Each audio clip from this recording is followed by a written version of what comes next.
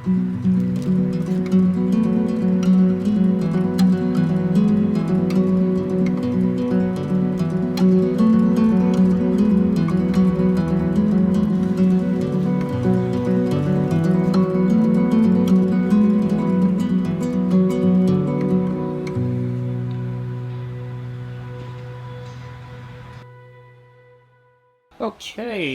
well, this is definitely a new angle.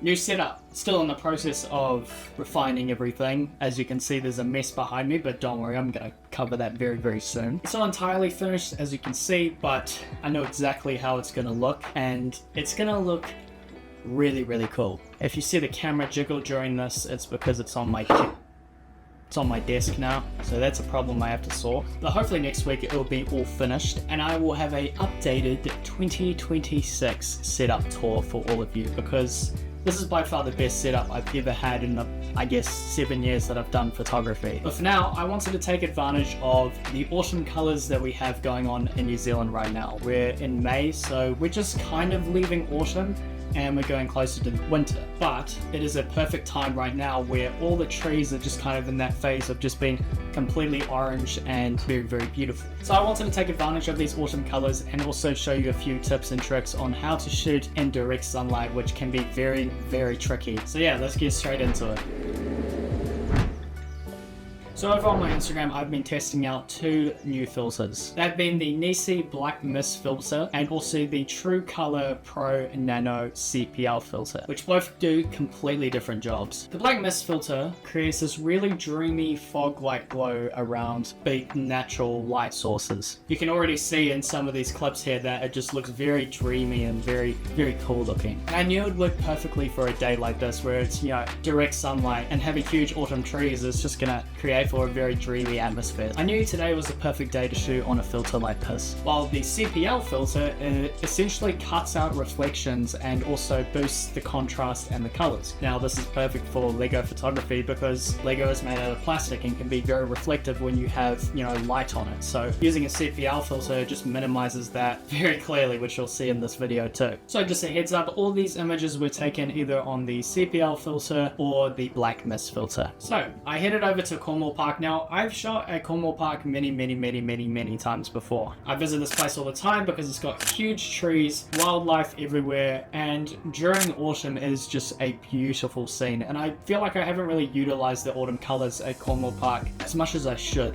you know, so I thought today we're going to try and do that. Now my first tip is when you're shooting Lego figures, you want to think about what lays behind the figure. Now I've always been a huge advocate for, you know, taking your Lego outside, but it's one thing to take it outside and, you know, use the textures that are below the figure, but what also is very important is what lays behind the figure. So I started with Gandalf, and mixing the greens and the oranges together, I used both the CPL and the Black Mist filter here to really create some really nice dreamy shots. And you can see between these two images here, there's a huge difference. I have edited them with the same preset, but I've kept the camera settings completely the same. So you can clearly see a difference between what the filter is actually doing here. And again, being mindful of what lies behind your character. I thought this was a nice shot because, you know, you had that beautiful autumn tree in the background, a little bit of farmland, and of course the rocks. So you really need to layer everything together. It's just like a painting, really. Also got some nice shots of Bilbo and also Gandalf in kind of like a similar area where it was just like a nice rocky terrain, and then of course the autumn trees in the background. And I was very cautious with this image because I thought the tree would look really nice, just like with the actual trunk in the middle between them, and then obviously there are orange going around them. So, you know, these first few images are just like warm-up photos, so they're nothing too special. I'm just trying to get my ideas flowing and just see what works in this sort of lighting and what doesn't. Now, it can be very tricky when you're shooting in direct sunlight like this. There's no clouds whatsoever, so it's just a big ball of light going everywhere. So the best way to utilize this is, number one, don't have the sun directly behind your figure, because you can see in these images here, it creates for a very contrasty image, because you have to think about it, everything around him is going to be super bright, and then if there's no sunlight on the front of him, he's just going to be in the shadows. You're going to have this really bright background, and then the figure or the subject itself is going to be super dark. So what I like to do is kind of have the figure facing towards the sun, or just anywhere that's not, you know, directly in front of it. because that's the great thing about Lego photography is you can move those figures anywhere you want. It's not like a tree, you know, where you have to move around the tree. It's like, you know, you can move these figures however you like. I then went underneath this tree here, and I thought it was a really, really good opportunity to, you know, highlight some textures underneath the trees. And I also like the trees that were sitting behind them, so I wanted to create a little story. I had Frodo and Sam just cooking up a little meal, and now these shots can be very tricky to shoot for many, many reasons, but the main reason being that you're shooting underneath, you know, a tree. You're in the shadow, or your subject is in the shadow, and you have the background which is lit by the sun. So a problem that I used to face was I would be so focused on the subject that I would expose the subject correctly, but then the background would be blown out, and then be like, oh, I'll finish it later in editing. But the problem with that is that it is almost impossible to bring down highlights if they are blown out. But it is very easy to bring back shadows. So you see where I'm going with this? You want to photograph the image so that you expose the background, so the brightest part of the image first, and then the shadows are underexposed, so then you can bring it back in Photoshop or Lightroom, or just any editing software really. So these images were, you know, they weren't the best, but I think they were nice, you know, pretty looking pictures. I mean, it has really nice colors in them, and it's got a nice little story. So we're already utilizing the, you know, autumn colors, which is great, but I thought we could do a lot better, and this is where I think I started getting the cogs working. This spot I think was really, really nice for many, many reasons. One, the texture at the front and having Sam and Frodo like higher than each other looks really cool, and the sunlight is just casted perfectly over them, and especially on Frodo's face and the side of Sam. But I think what makes this image look really nice is obviously that orange in the background, but the depth that there is to it. Like, you can understand that behind them is just this huge tree just covering that entire scene, and I think it's really cool. So again, making sure that you're exposing for, you know, the highlights and the brightest part of the image is so important for these shots. And this is where you see the CPL filter really come in handy. So this is without the CPL filter, and this is with. They're using the same preset, so I literally copy and pasted the same preset onto each other, so there's no difference in what I'm doing. It is simply what the filter is doing. And you can see in the background the oranges become a lot more defined, and everything becomes a lot more like contrasty. It's a very subtle change, but it's really important for shots like this because it is basically muting those, you know, distracting reflections out of the image. And especially in the Lego figures, you can see, especially in this solo Frodo shot, and his hair, like without the CPL filter it is a little bit more highlighty, then with the CPL filter it cuts that out, which, you know, makes a huge difference for these images. Yeah, I was really stoked with this image here. It just looks like a very hero shot, you know, but I kind of wish Frodo had a little bit more of an expression to his face. It's just kind of there smiling, where Sam has, you know, his eyebrows lifted and stuff, but oh well, still very cool images, I think. I mean, there's nothing special about this image here. It was just like it's like a nice image of like how huge the leaves are in comparison to the Lego figure. I mean, I've got nothing much to say here, just think it looks cool. I then move on to photographing Steve. Now this is where I kind of looked into, you know, the shadows and also where the sun was like bouncing between, and the thing I like about Lego photography is just playing with scale. So these are just normal little grass blades, but to Steve, like a little Lego figure, it looks massive. So that was really fun to do, just having him in different spots. And then I went over to the tree, and again using the techniques that I used before, showcasing both foreground, which is obviously your textures,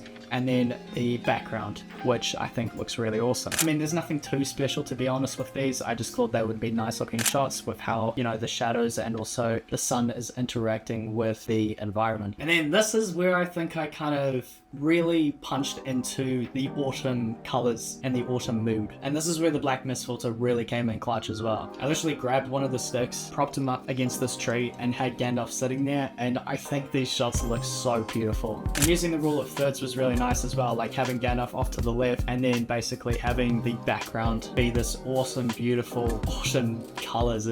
It's such a moody and beautiful image, and I think with the black mist filter as well, it just makes it look so much cooler and so much more dreamier. And yeah, I got many shots here because I was just testing what I could do as far as utilizing those orange colors and also the composition, because man, these images look so nice. And again, making sure to expose for the brightest part of the image, which in this case was mostly the sky and also the trees in the background. And then using the same technique, I grabbed Bilbo and his book and just kind of planted them in this sea of like red and orange leaves, which I think looks so awesome, especially for the colors of his character as well. The black mist filter is coming in so clutch for these images because autumn is already such a beautiful season, and just adding that dreamy look makes it look so awesome. I don't know what else to say really. Then for the last few images, I just kind of walked around and photographed Bilbo and Frodo with, you know, the big trees in the background, and they created a really nice background for these two iconic characters. And I was able to find some little acorns as well, which I plopped around in different spots. And literally this park isn't that big at all. Like, all these images were taken relatively close to each other, and I was just walking around the park, you know, finding nice, interesting and unique little spots. So this is why, again, I love Lego photography so much, is you can move around and get really awesome images while being in such a small space. And in all honesty, I don't think this was the best shoot in the world. I think this was just a nice fun one where I was just trying to utilize these unique colors while we have them. You know, the nice awesome trees, the beautiful textures that are on the ground as well, and of course utilizing these two filters, which I think really helped the shoot a lot. So I think the CPL filter I'll continue to use on my camera to basically cut out those reflections, but for the black mist filter, I think I'll use those on very rare occasions, maybe for videos and stuff. It definitely creates for some really unique looking Lego photographs. So all the images are going to be up on my Instagram, so feel free to go check that out. Next week we'll have a setup tour as well, which I'm really looking forward to. Hopefully next week we'll also be on 10,000 subs. I mean, 8,056 subs. Closing in on 10k is pretty crazy. Hopefully we'll be there by the end of, you know, the setup tour. I'll probably do a 10k special as well, maybe do a giveaway. But yeah, we got a lot of videos on the way that are going to be very, very cool. Think of this video as like a filler video before all the big stuff. So yeah, hopefully I'll see you then, and goodbye.